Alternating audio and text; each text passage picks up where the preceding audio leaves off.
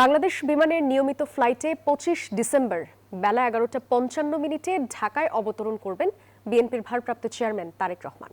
দেশের ইতিহাসে সবচেয়ে বেশি লোক সমাগমের মাধ্যমে তাকে বরণ করতে চায় বিএনপি। এয়ারপোর্ট থেকে এভারকেয়ার হাসপাতালে আসার পথে যে কোনো একটি স্থানে তাকে দেয়া হবে সংবর্ধনা। বিমানবন্দরের নিরাপত্তার বিষয়ে জানতে সিভিল এভিয়েশনের কর্মকর্তাদের সাথে বৈঠক শেষে এসব তথ্য জানান বিএনপি নেতারা। শেষ হচ্ছে অপেক্ষার প্রহর। প্রায় 18 বছর পর 25 ডিসেম্বর দেশে ফিরছেন বিএনপির ভারপ্রাপ্ত চেয়ারম্যান তারেক রহমান। তার স্বদেশ প্রত্যাবর্তনকে স্মরণীয় করতে সব ধরনের প্রস্তুতি নিচ্ছে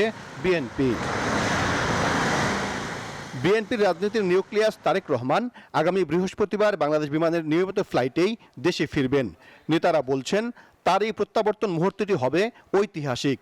বাংলাদেশ বিমানের যেটা নিয়মিত ফ্লাইট, যেটা কমার্শিয়াল ফ্লাইট, সেটাতেই উনি আসছেন এবং সেটা ল্যান্ডিং টাইমটা 11:55 ঢাকা বিমানবন্দরে, 12টাই বলতে পারি আমরা চাই যেন তার এই ঐতিহাসিক প্রত্যাবর্তন যেন বিগত 55 বছরের ইতিহাসে যেভাবে যা কিছু দৃষ্টান্ত হয়েছে তাকে ছাড়িয়ে যায় এবং আগামী 55 বছরের ইতিহাসেও যেন সেরকম কোনো ঐতিহাসিক ঘটনা না হয়, সেরকম একটা আমরা স্মরণীয় করে রাখার জন্যই আমাদের সমস্ত আয়োজন হচ্ছে।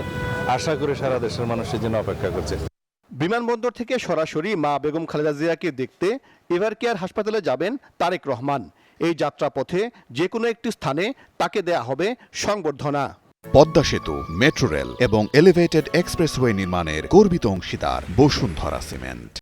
যেহেতু বাংলাদেশের জনগণ তাকে এক নজর দেখার জন্য উদ্গ্রীব হয়ে আছে, উন্মুখ হয়ে আছে এবং তার দুটো কথা শোনার জন্য উন্মুখ হয়ে আছে, সেই জন্য আমরা ব্যবস্থা করার চেষ্টা করছি কোন জায়গায় হলে সেটা ভালো হয় এবং আমরা সেটাকে অ্যাকোমোডেট করতে পারবো, সবাইকে আসতে পারবো, জনদুর্ভোগ যাতে না হয় সব কিছু বিবেচনায় আমরা জায়গাগুলো পরিদর্শন করছি।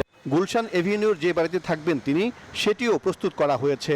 গুলশানের বিএনপি চেয়ারপারসন কার্যালয় ও নয়াপল্টনের দলীয় কার্যালয়ে তার জন্য আলাদা চেম্বার তৈরি করা হয়েছে। গুলশান 90 নম্বর রোডের এই বাড়িতে বিএনপির নির্বাচনী অফিসেও তারেক রহমানের জন্য আলাদা চেম্বার তৈরি করা হয়েছে। মানুষের যে উপস্থিতি যেটা হবে এটা হবে ঐতিহাসিক, নিঃসন্দেহে সেই ইতিহাসের স্মরণীয় জনসমাগম নিশ্চিত করার জন্য আমাদের এই কমিটির নেতৃবৃন্দরা দিনরাত তারা পরিশ্রম করছেন এবং কাজ করে যাচ্ছেন। Thank you. তারেক রহমানের প্রত্যাবর্তন রাজনীতিতে ইতিবাচক পরিবেশ তৈরি করবে বলে মনে করছেন বিএনপির নীতি নির্ধারকরা। আধুনিক প্রযুক্তির মাধ্যমে তিনি দীর্ঘদিন দলের নেতা কর্মীদেরকে নিয়ে আন্দোলন সংগ্রাম করার একটা পর্যায়ে, এটা সফলতার পর্যায়ে, তার উপস্থিতিতে এটা আরো সুন্দর, আরো সৃজনশীল হবে। সারা দেশ থেকে মানুষ সৎ ইচ্ছায় চলে আসতেছে। তো আমরা আশা করি যে বাংলাদেশের ইতিহাসে এত বড় জনসমাগম আর কোনদিন হয় না। বিএনপি নেতাকর্মীদের প্রত্যাশা, দেশে ফেরার পর রাজনীতির মাঠে প্রাণ ভোমরা হবেন তারেক রহমান। প্রায় 18 বছর পর দেশে ফিরে গুলশান এভিনিউর এই 196 নম্বর বাড়িতে উঠবেন বিএনপির ভারপ্রাপ্ত চেয়ারম্যান তারেক রহমান। ইতিমধ্যে এই বাড়ির সম্পূর্ণ কাজ প্রস্তুত করা হয়েছে, বাড়ানো হয়েছে নিরাপত্তা ব্যবস্থা, পাশাপাশি সরকারের কাছ থেকেও চাওয়া হয়েছে এসএসএফ এর নিরাপত্তা। সাইফুল ইসলাম, নিউজ 24, ঢাকা।